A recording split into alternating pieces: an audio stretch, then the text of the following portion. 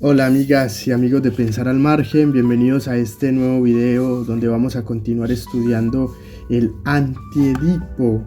Acá lo tengo, en la versión francesa, porque no consigo la traducción al castellano en ninguna librería acá en Buenos Aires. ¿Qué se va a hacer? Es lo que tenemos. Ya está. En este canal, ustedes, acá les voy a dejar la imagen, pueden encontrar el primer video que hicimos sobre este libro, sobre el capítulo 1, que se titula Máquinas Deseantes. Ahí comenzamos a estudiar este libro, desde el capítulo 1, las primeras 25 páginas. En esta ocasión vamos a estudiar ese mismo capítulo 1, pero de la página 25 a la 54. O sea, el segundo bloque del primer capítulo, Máquinas Deseantes, del Antiedipo. ¿Vale? Si te interesa el tema, puedes ir a este video, anda a chusmear, míralo un poquito, mira qué te puede servir de lo que hablamos allí.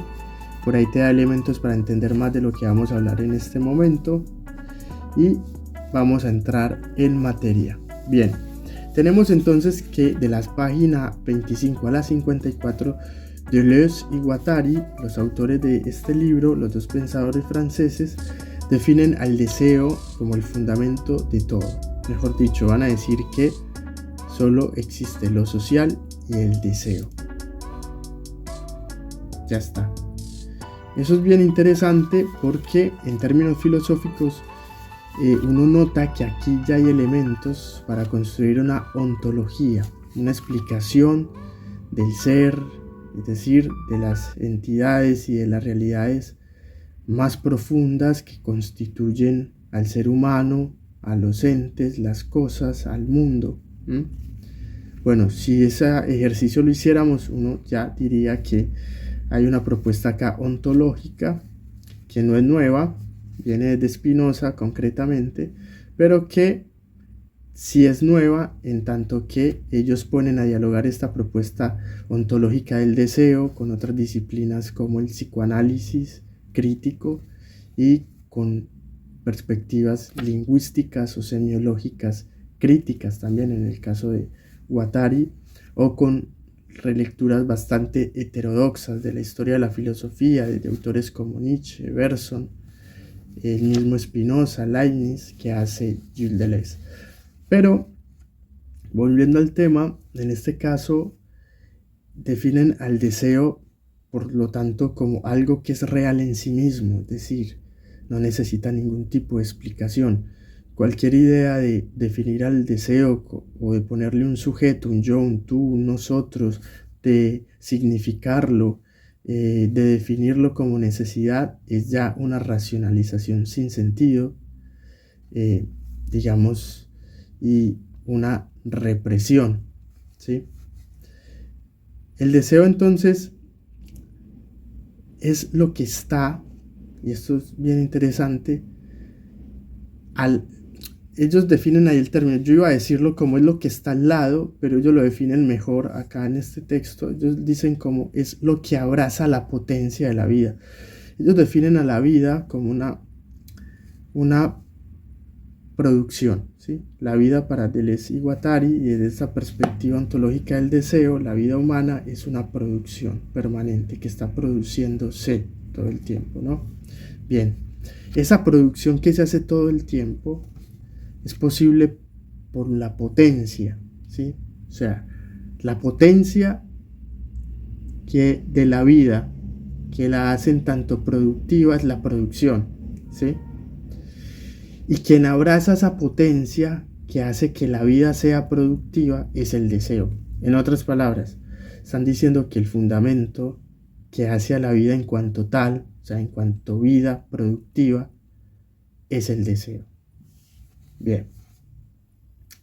Ahora, todo esto se empantana, se ensucia un poco, digamos así, se llena de fango con el capitalismo. Porque recordemos que este libro, el Antiedipo, es hijo de mayo del 68, ¿sí? Mayo del 68, la Revolución Parisina, que no solo fue de estudiantes, sino del movimiento obrero francés, y que tuvo logros mucho más allá de de tomarse la Sorbona y algunas universidades en la capital francesa, sino que incluso lograron parar el país, pero bueno, eso es otro tema. La crítica de mayo del 68, entre su eclecticismo, entre sus mezclas y sus búsquedas por construir corrientes de pensamiento, por lo menos teorías, métodos críticos, disruptivos, plásticos, alternativos, para pensar de otro modo al capitalismo, la crítica al capitalismo en ese momento está dirigida al consumo, ¿sí? La pregunta era, ¿cómo es que en el primer mundo, donde el capitalismo es andante y reinante, ¿sí?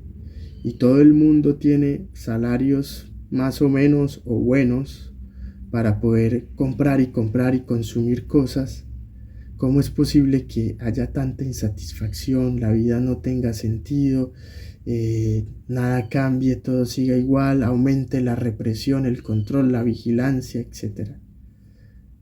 Si se supone que consumiendo más, pues la vida debería ser más plena. Ese es como el eje de la crítica al capitalismo en el contexto de mayo del 68, ¿sí? Y ellos lo van a tomar acá en el Antiedipo, eso es muy claro, y van a decir justamente esto que venimos diciendo del deseo, que cuando hay sobreproducción de mercado, ese capitalismo define lo que es el deseo, o sea, lo racionaliza, en nuestras palabras, ¿no? Lo racionaliza. Porque define al deseo ya no como el fundamento, como lo que nos vienen diciendo, de la vida, del mundo, de las cosas, o sea, esa ontología que hemos dicho, sino que el capitalismo en su sobreproducción de productos racionaliza el deseo poniéndolo como lo fantasmal del objeto, ¿sí? La sobreproducción del mercado capitalista es la sobreproducción de objetos para vender, ¿no? Y consumir, eso está claro.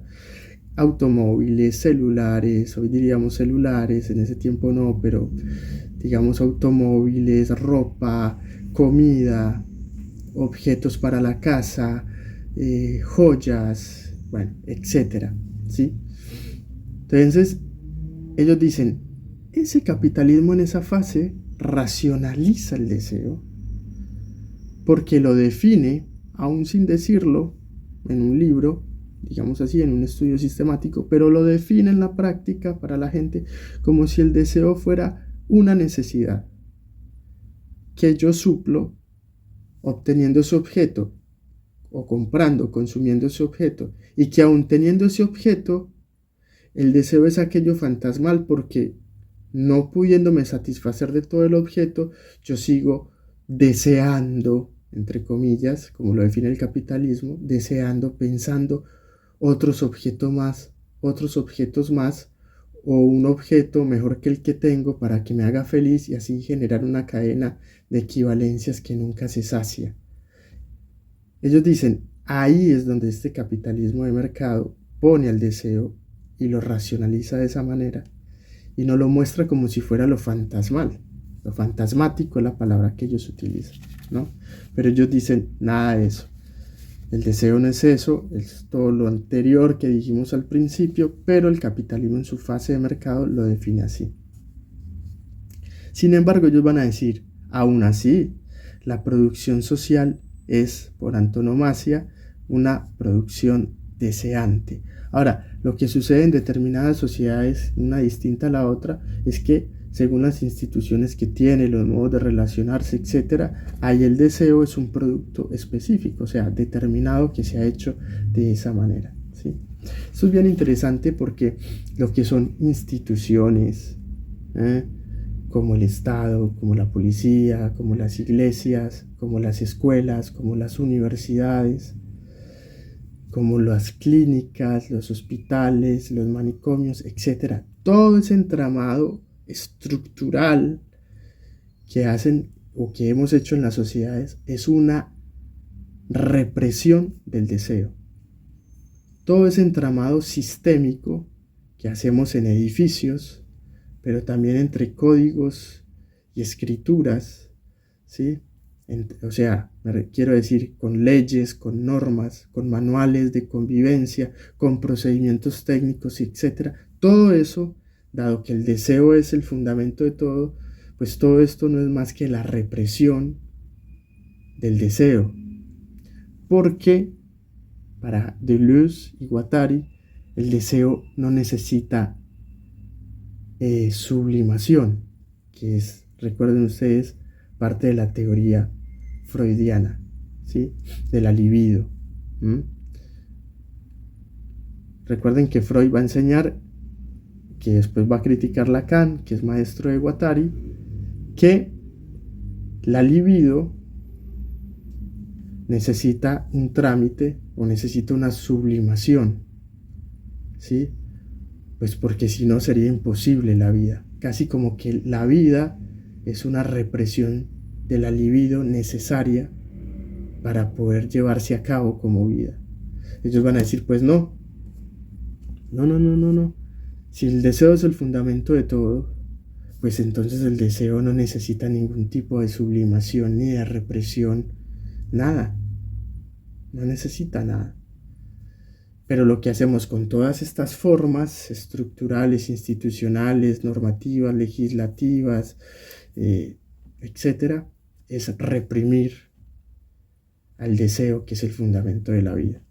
Bien. En este sentido, ellos definen entonces que el motor de las fuerzas productivas y el motor de las relaciones de producción, y esto es fundamental porque acá hay una crítica al marxismo, es la libido y el deseo. ¿Qué están diciendo? Recuerden ustedes que el marxismo define que el motor de la historia es la producción, y quienes hacen esa producción es ¿quién? La clase obrera, el proletariado, ¿sí? Está en la ideología alemana que escribe Marx y Engels por allá en el siglo XIX, ¿sí? O sea, el motor de la historia realmente es la producción. Quienes llevan a cabo la producción es la clase obrera, el proletariado. Por consiguiente, quienes van al frente y quienes son el motor de la historia son el proletariado. Por eso son quienes van a hacer la revolución. Y Guattari y Deleuze dicen no, puesto que el deseo es el primo principio, el fundamento de todo, pues es el deseo, la libido, quienes son el motor de la producción y de las relaciones de producción. En otras palabras, el motor de la historia es el deseo y la libido, y no una clase social a la vanguardia. Aún más, ¿qué quieren decir? Que sin deseo no hay revolución. No hay revolución posible sin deseo. Y esto me parece que es una reflexión muy interesante que ellos hacen acá en el Antiedipo, en estas últimas 20 páginas del primer capítulo de Máquinas Deseantes, y que recoge muy bien esta reflexión el momento del mayo del 68 en París, ¿no? Porque justamente uno de los temas de la revuelta era cómo pensarse la revolución desde otras perspectivas. Y acá ya hay una posibilidad muy interesante. No hay revolución sin deseo. No hay revolución sin deseo. Y el motor de la historia, de la producción, incluso de la vida, entendida como una potencia productiva, es el deseo. Bien. Vamos a dejar hasta acá. Vamos a continuar en otro video para quienes les interese seguir profundizando, ir despacio y ir comprendiendo como las cuestiones más profundas de este pensamiento tan interesante de Gilles Deleuze y Félix Guattari en el primer capítulo Máquinas Deseantes del Antiedipo. Nos vemos la próxima.